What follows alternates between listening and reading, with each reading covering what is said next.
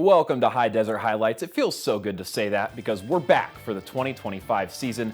Thanks so much for joining us. I'm Peyton Thomas. Steele has the night off, but I know both of us could not be more excited to have a full season of high school football ahead. Last year, multiple teams on the High Desert found postseason success. One of those is Summit, who have high hopes this year, returning junior quarterback Andrew Guthrie and one of the most electric skill position players in the state, senior Connor Keneally. Let's get right to it. The Storm starting this year on home soil with a tough one. They're welcoming the 6A Sprague Olympians. We pick it up in the third, 22-14. Summit, Sprague screen, first down near the goal line. That's Isaac Tyndall. The Olympians have the first chance to strike in the second half. It takes until third and goal. Quarterback Carter Lavelle, he scrambles in. 2-point conversion, no good though, so Storm stay on top 22-20. They look for the response, and it does not take them long to get it. The ensuing kickoff, junior Cade Mackison, he fakes the handoff and takes it all the way home at 92 yards back to the house. You see the Storm sideline just erupt as he makes his way all the way into the end zone. 29-20. Olympians stall on the next drive, so Summit gets a chance to extend it. Jude Anderson breaks a run out to the right side, evades a tackler down inside the 20 and bounced out by the 10. Next play, it's run back out to the right side. Dylan Hughes, he finds his way off tackle and fights all the way to the end zone. He stretches to the goal line and signals touchdown, 36-20 Storm. Sprague, they need to get things moving if they want to get back in this game, and they do on the next drive. A pass straight up the middle, that's good for a first down, and a chunk play up near midfield. Then after the fourth quarter, another run, getting it close to the goal line for the Olympians. And a play later, play action, crosser into Carter Wynn, touchdown, 36-26 with 10 minutes to play. Now Summit really just need to grind the clock here and take that time all the way down, but gets to a third and long. Receiver screen to Connor Keneally. Keneally needs to make a man miss, and he does just that. Shakes and bakes his way past midfield all the way to a fourth and short. And then on fourth and short, the conversion by Dylan Hughes. He shakes off tacklers easy. Summit takes off 8 minutes on that drive and secures the win over 6A Sprague, 36-26. Moving over to the other side of town, the Caldera Wolfpack looking to make a jump here in 2025. And they welcome Thurston in week 1. The Colts made the playoffs last year before running into a juggernaut in the first round in Mountain View. Mountain View was the 2 seed. So the Colts looking to get things started in the air. Quarterback Emmett DiStefano rolls to his right, finds an open Brody Baker in the end zone. That flag that was dropped was waved off. 14-0 Thurston. Wolfpack really having trouble getting things going on the offensive side of the ball. You saw a bad snap there. That was just a few errors putting them behind. But the defense is getting stops, and Thurston having some trouble on special teams. They fumble a snap on the punt, putting the Wolfpack in good position, but ultimately the Caldera drive stalls.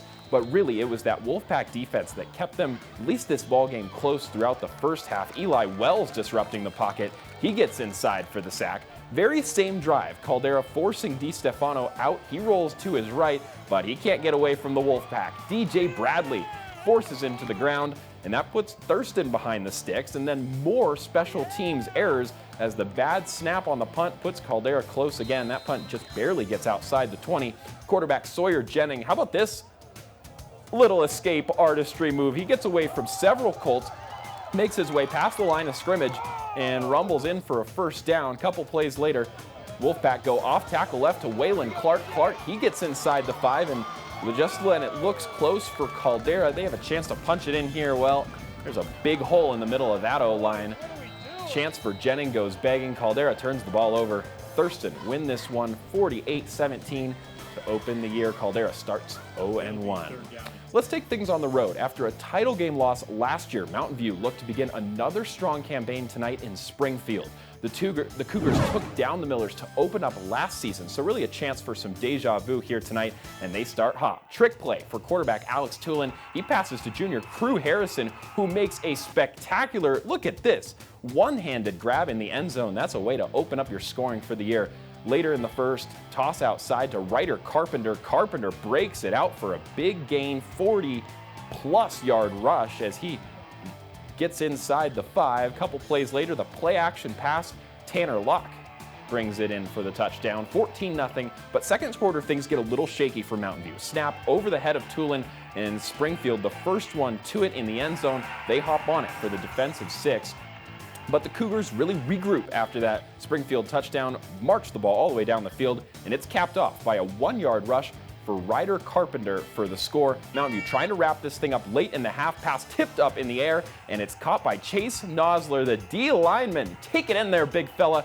He goes in for the score. Mountain View, they might have an explosive offense yet again this year. They roll the Millers 42-10 on the road. That Mountain View win takes us to tonight's first 5A scoreboard as we get a look at the scores of the games you saw. Summit always scheduling a tough non-conference to begin the year. They get the win at home. Caldera trying to bounce back, now 0-1, and then Mountain View, that big win on the road. After a tough campaign last year, the Redmond Panthers hoping for a jump this year. Head coach Kyle Lavender tells me it's this senior class showing great leadership that can do it, and it's not going to start easy. They open the year against McNary on the road, who is 6A, but McNary, they haven't won a varsity football game since November 2021. It's the Celtics that strike first, however, on a trick play, receiver pass from Tavin Cum to Jackson Crawford for 71 yards. Redmond, they get their answer in the second quarter. Rush off the right side for Cameron Lasoya as he scrambles in.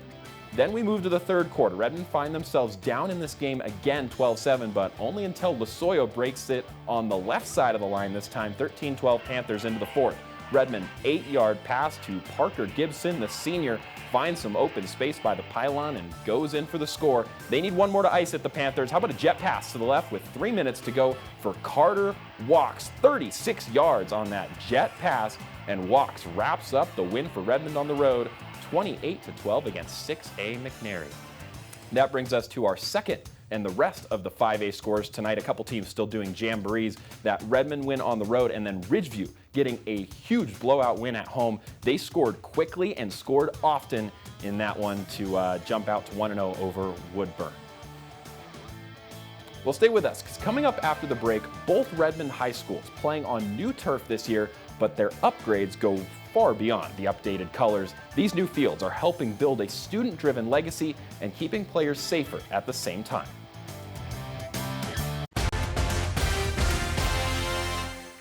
Welcome back. Months of work went in to make sure Redmond and Ridgeview can kick off their seasons on these new turf fields. They were designed with student input and used the latest technology to reduce head injuries. This week I went to both schools to learn more. With increased safety and style, Redmond and Ridgeview's new turf fields are ready for the football season ahead. This turf field will have what they call an E-layer on below the turf.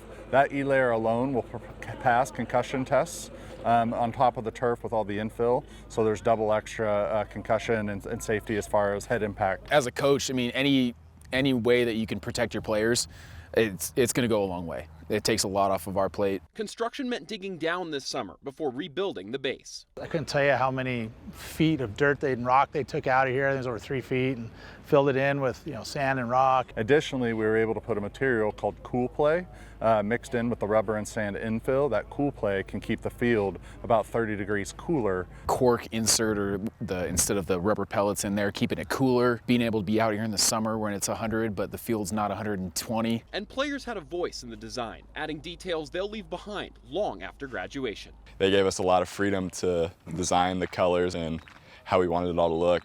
Being a part of the design process was really cool.